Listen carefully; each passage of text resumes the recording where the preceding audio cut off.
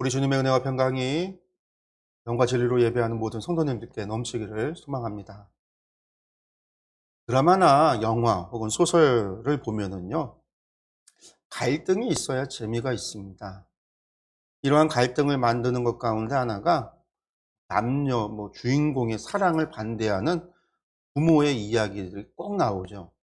특히 이제 엄마가 심하게 반대를 하는 경우가 많은데, 반대가 심하면 심할수록 갈등은 커지고 흥미가 유발됩니다. 이러한 것이 재미가 있어서 드라마에 꼭 등장하는데, 반대를 하는 사람들의 말이 언제나 똑같습니다. 다 너를 위한 일이다 라는 거예요. 그렇습니다. 반대를 하는 것도 너를 위한 일이고, 그래서 상대를 함정에 빠뜨리는 것도 다 너를 위한 일이고, 힘들게 하는 것도 너를 위한 일이라는 겁니다. 그런데 정작 그들 때문에 주인공이 힘들어하고 괴로워하며 결국 점차 망가져가는 것, 그런 것들에 대해서는 전혀 신경 쓰지 않죠. 왜 이러는 걸까요? 이것은 사실 주인공을 위한 일이다라고 말을 하고 있지만 실제는 자신을 위한 일이기 때문에 그렇습니다. 너를 위한 일이 정말 상대를 위한 일이 되기 위해서는요, 이 말을 하는 사람 자신을 배제해야만 합니다. 자신을 배제하지 않고 이야기하면 이것은 내가 원하는 것을 위해서 상대를 이용하려 하는 것일 뿐입니다. 그렇습니다. 남녀 주인공이 사랑을 반대하는 것은 주인공들을 위한 일이 아니라 자신의 체면을 위한 일이고 혹은 자신의 욕망을 위한 일인 경우가 대부분입니다.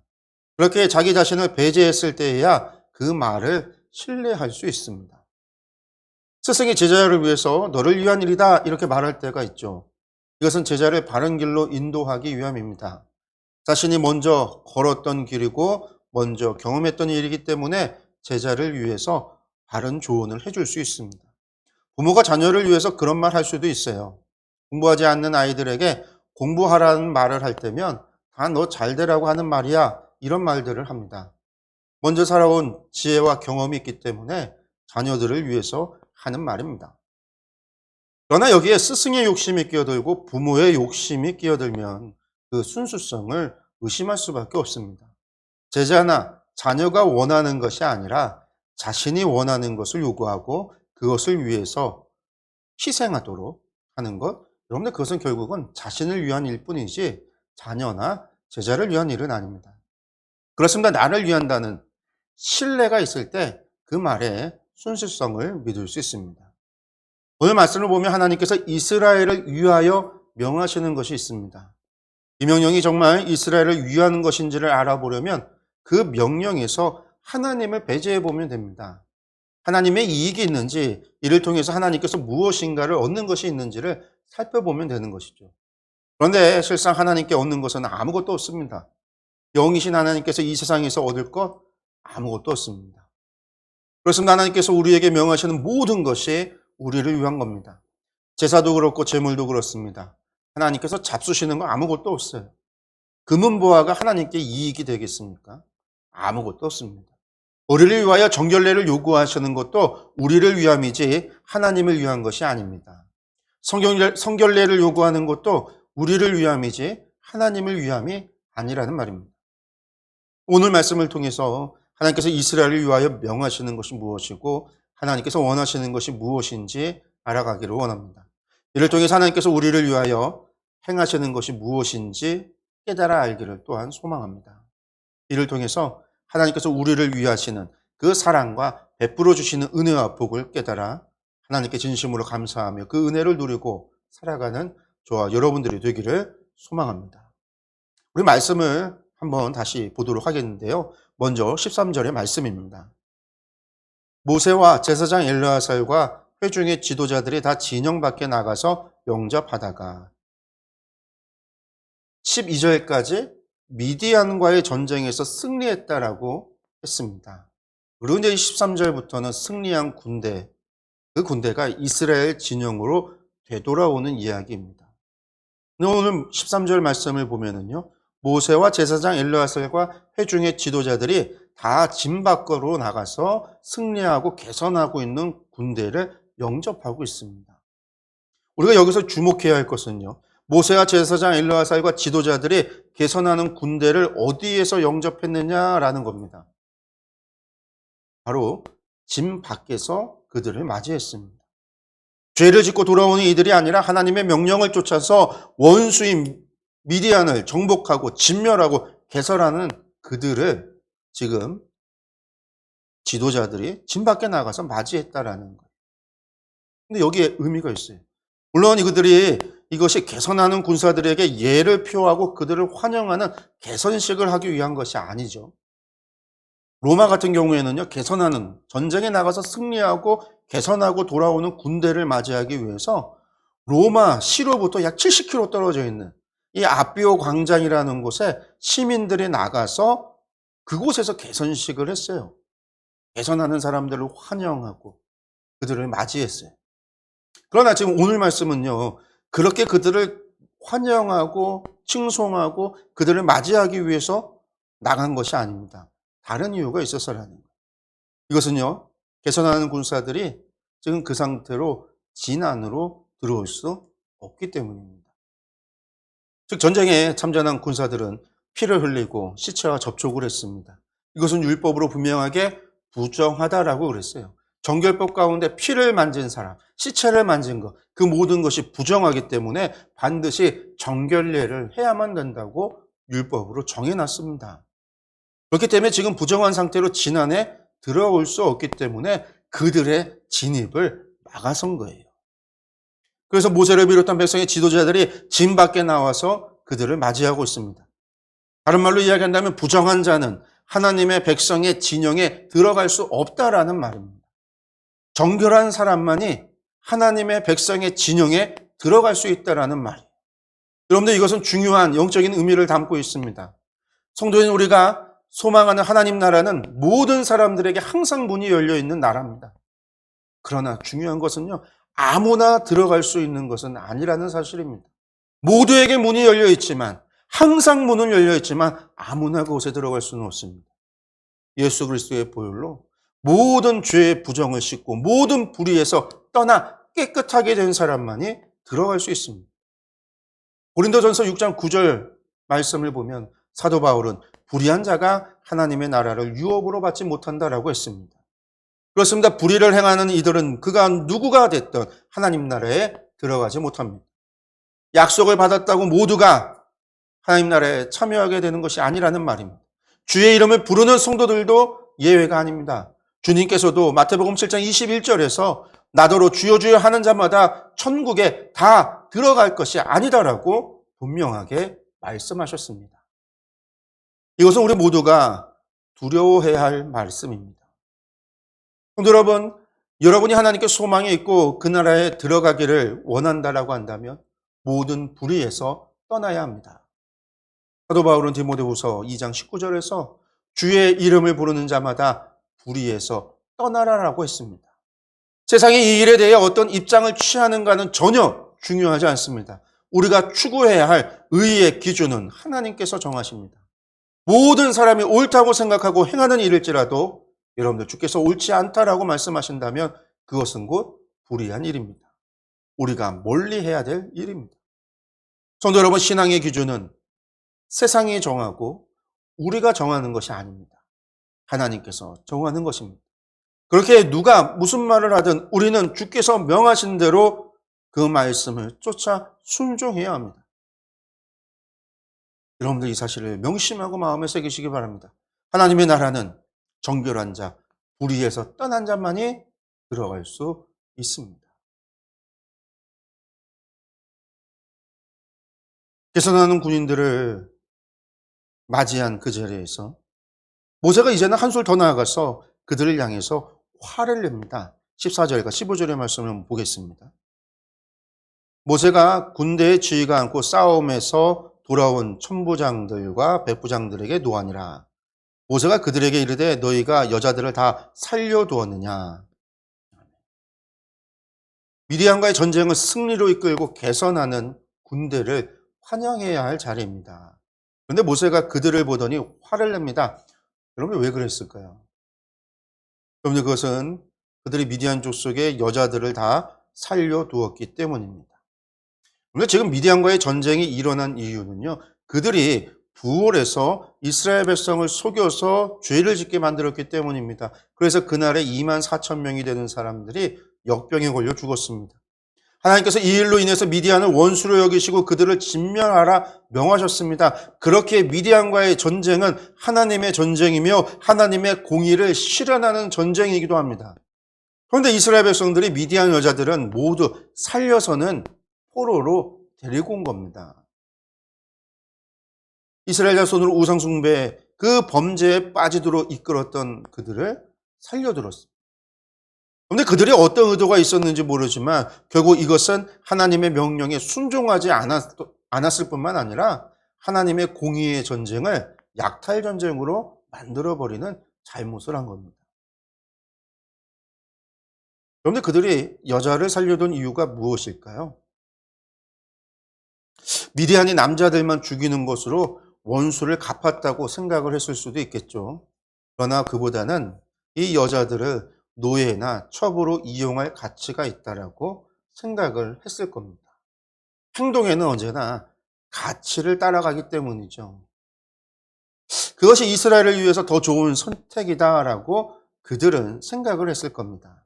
그러나 이것은 분명 잘못된 생각입니다. 하나님께서 원하시는 것은 하나님의 말씀에 순종하는 것이지 자신들의 생각이 더 좋다라고 말하는 것은 사실 자신들이 하나님보다 더 좋은 계획이 있다. 하나님께서는 알지 못하는 것을 우리는 알고 있다라고 주장하는 것과 같은 것이기 때문입니다. 그런데 이스라엘의 초대 왕이었던 사울도 이런 일이 있었습니다. 하나님께서 아말렉을 진멸하라 이렇게 명하신 적이 있죠. 이스라엘 백성들이 애굽을 탈출해서 시내산으로 가는 길에 그 르비딤 골짜기에서 아말렉의 공격을 받은 적이 있었습니다. 이때 이제 너무나 유명한 이 르비딤 골짜기에서의 전쟁. 모세의 두 손이 올라가면 승리하고 그 두 손이 내려가면 패하는 일이 벌어졌었어요.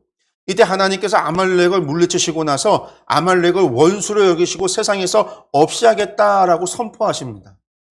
그것을 400년 정도가 지난 후에 사울왕에게 명하시는 거예요. 그런데 사울왕은 아말렉을 공격하여 승리하고서는 아말렉의 양과 소를 가져옵니다. 그런 그에게 선지자 사무엘이 이 양과 소는 어찌 됨이냐라고 물었을 때 사울왕은요. 당신의 하나님 여호와께 제사하려고 양들과 소들 가운데에서 좋은 것을 남겼습니다. 이렇게 대답을 합니다. 그런데 그런 사울왕을 향해서 사무엘은 다음과 같이 말합니다. 어찌하여 왕이 여호와의 목소리를 청종하지 아니하고 탈취하기에만 급하여 여호와께서 악하게 여기시는 일을 행하십니까? 이렇게 책망하면서 그러면서 순종이 제사보다 낫고 듣는 것이 순양의 기름보다 낫습니다. 라고 말합니다. 그래서 하나님께서 원하시는 것은 하나님의 말씀을 청종하는 것이며 그 말씀에 순종하는 것입니다. 하나님을 위하여 라고 하는 말로써 자신의 욕심을 채우는 것, 이것은 하나님께서 결코 용납하지 않습니다. 또한 그러한 것에 속지도 않으십니다.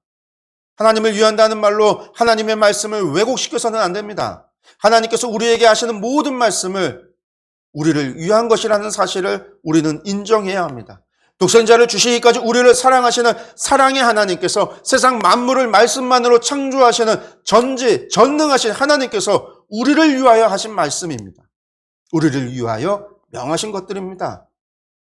여러분들 그것을 순종함이 진정 우리의 복된 일이며 그것이 진정 우리의 인생을 위하는 길이라는 사실을 인정하고 순종하는 저와 여러분이 되시기를 간절히 소망합니다.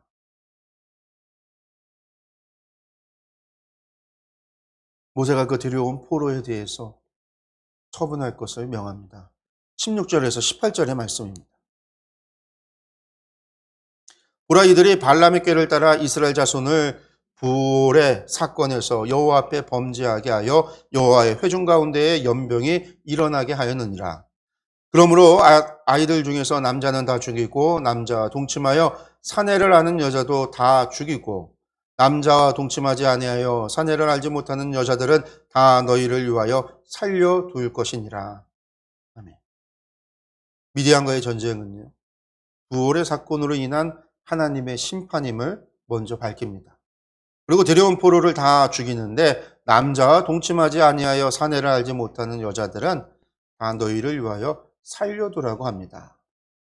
물론 이것은요, 모세의 지시가 아니라 하나님의 지시입니다.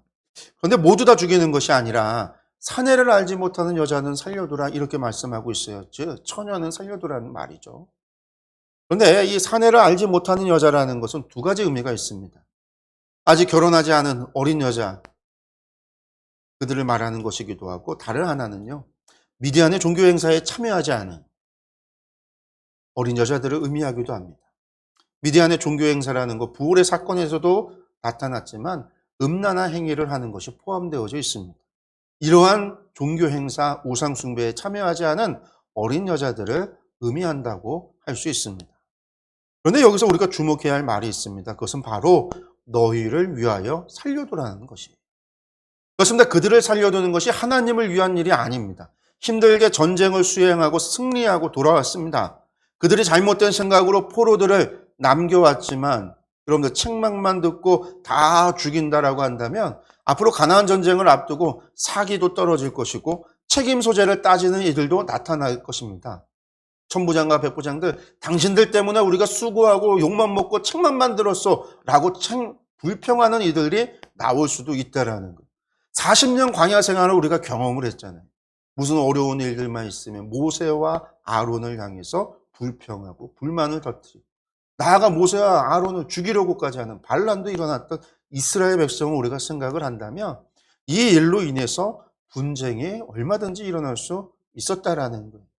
그렇게 하나님께서는요, 오늘 너희를 위해서 그들만은 살려두라고 이야기합니다. 성도 여러분, 우리가 잊지 말아야 하는 것이 이것입니다. 하나님께서 언제나 자기 백성을 위하여, 너희를 위하여 행하신다라는 겁니다. 자기 백성을 위하는 마음, 여러분들 이것이 우리를 향하신 하나님의 마음입니다. 우리가 만나게 되는 일체의 것들이 우리를 위하시는 하나님의 계획 가운데 일부라는 사실입니다. 이것을 안다라고 한다면 우리는 범사에 감사할 수 있습니다. 설사 그것이 심각한 곤경과 실패일지라도 하나님께서 우리를 위해 준비하신 것이라고 한다면 그것이 꼭 필요한 것이라고 수긍할 수밖에 없고 인정할 수밖에 없습니다. 그렇기에 곤경과 실패 속에서도 항상 감사할 수 있는 겁니다. 성도들 가운데 자주 불평을 토로하는 사람들이 있습니다. 그들의 이야기를 들어보거나 삶을 살펴보면 결국에는 하나님께서 어떤 분이신지 알지 못하거나 믿음이 없는 분이라는 사실을 발견하게 됩니다. 성도 여러분, 하나님은 우리를 위하시는 분이십니다. 우리 죄를 위해서 자신의 하나뿐인 아들을 주셨다라는 사실만으로도 하나님께서 우리를 위하시는 분이라는 증거로 충분합니다.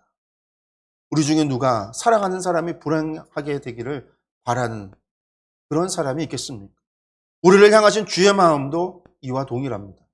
그 마음을 깨닫고 하나님의 사랑을, 그 하나님의 그 은혜와 하나님의 우리에게 복을 베풀어 주시는 그 뜻을 깨닫는다고 한다면 우리는 언제나 범사에 감사하며 하나님 향하여 찬양과 감사의 제사를 드릴 수 있을 것입니다. 그래서 이제 데려온 포로들에 대한 처분을 명했습니다. 그리고 이제 백성들을 진중에 받아들이기 위한 절차에 들어가요. 그것이 정결례입니다. 19절 이하에서는 그 군인들에게 정결례를 요구하고 있습니다. 먼저 19절과 20절의 말씀입니다. 너희는 이래 동안 진영 밖에 주둔하라. 누구든지 살인자나 죽임당한 시체를 만진 자는 셋째 날과 일곱째 날에 몸을 깨끗하게 하고 너희의 포로도 깨끗하게 할 것이며 모든 의복과 가죽으로 만든 모든 것과 염소돌로 만든 모든 것과 나무로 만든 모든 것을 다 깨끗하게 할지니라. 아멘. 모세는 군인들에게 7일 동안 짐 밖에 머물면서 부정을 씻는 정결례를 행하도록 지시합니다. 율법에 나와 있는 대로 7일 동안의 정결례를 명해요. 아마도 군인들의 입장에서 본다면요, 한시라도 빨리 집으로 돌아가기를 원했을 겁니다. 사랑하는 가족들도 보고 싶었을 겁니다. 기다리는 가족들도 마찬가지였겠죠. 같은 마음이었을 겁니다. 하지만 전쟁으로 인해서 피와 시체를 접하여 부정해진 것을 깨끗이 씻지 않고는 진안에 들어갈 수 없습니다. 그렇게 그들은 부득이 정결례가 끝나기까지 진 밖에 머물며 정결례를 행해야 했습니다. 그렇습니다. 인간적인 마음으로는요, 한시라도 빨리 집으로 돌아가야 합니다. 그들을 가족의 품으로 돌려보내야 합니다. 그러나 그보다 더 중요한 것이 있습니다. 그것은 부정한 상태로 진영에 들어가서는 안 된다라는 거예요. 부정한 상태로 하나님의 백성의 진영에 들어갈 수 없다라는 겁니다. 부정은 접촉으로 인하여 부정해지기 때문입니다. 그렇기에 반드시 정결해져야 합니다. 그런데 여러분, 오늘날도 마찬가지입니다. 사람들 중에 믿음보다 더 중요하고 시급한 것이 있다라고 말하는 사람들을 보게 됩니다. 의식주의 문제, 정치적인 자유, 경제적인 풍요, 많은 지식, 건강 따위 이런 것들을 들면서 이러한 것들이 믿음보다 신앙보다 더 중요하다라고 말합니다.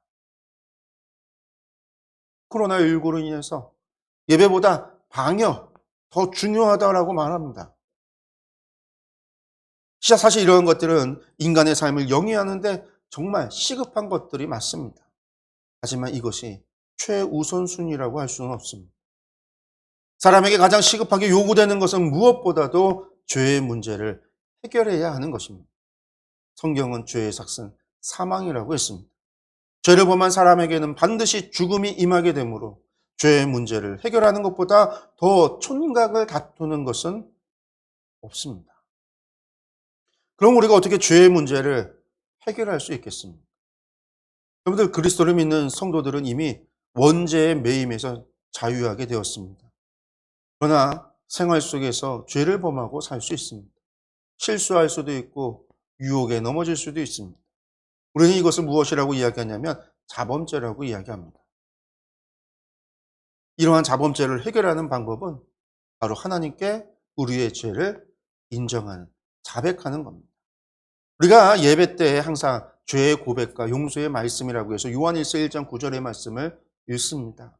하나님께 자백하면 하나님께서 우리의 죄를 사하여 주신다라는 것이죠. 자신의 죄를 인정하고 하나님께 자백함으로 사함을 받게 된다라는 것.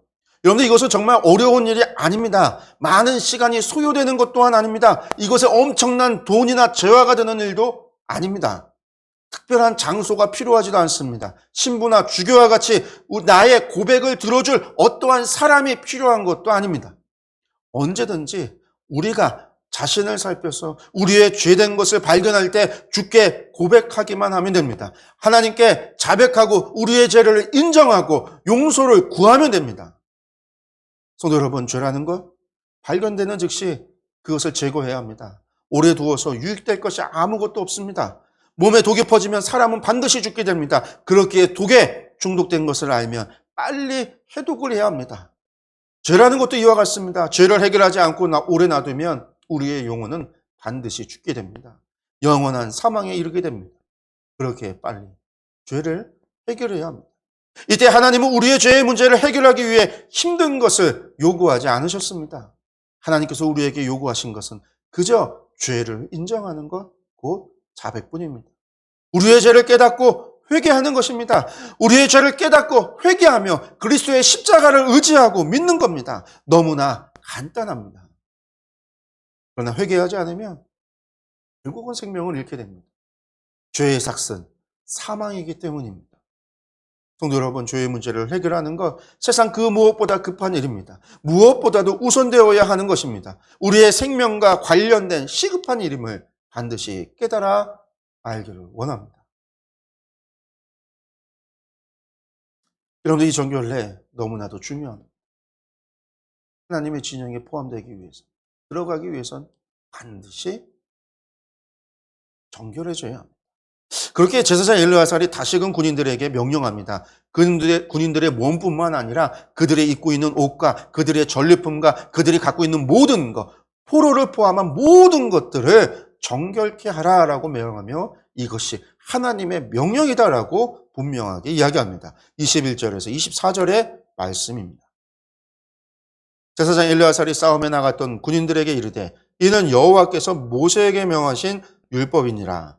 금, 은, 동, 철과 주석과 납 등에 불에 견딜 만한 모든 물건은 불을 지나게 하라. 그리하면 깨끗하려니와 다만 정결하게 하는 물로 그것을 깨끗하게 할 것이며 불에 견디지 못할 모든 것은 물을 지나게 할 것이니라.